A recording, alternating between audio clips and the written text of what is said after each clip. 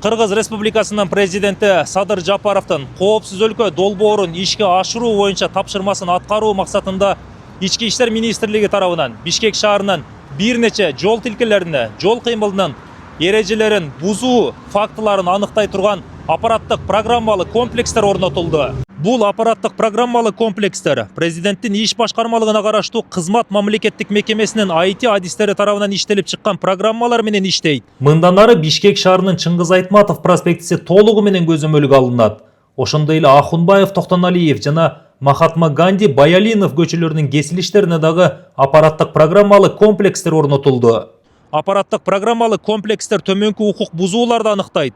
Коопсуздук курларын тагынбоо, карама каршы тилкеге чыгуу, ылдамдыкты чегинен ашыруу, светофордун тыюу салуучу сигналынан өтүп кетүү, жол белгилеринин жана чийиндердин талаптарын аткарбоо. Президенттин тапшырмасына ылайык аппараттык программалык комплекстерди жана видео көзөмөл камераларын орнотуу жумуштары өлкө аймагында мындан ары дагы улантылат. Ички иштер министрлигинин жол кыймылынын коопсуздугун камсыздоо башкы башкармалык эскертет.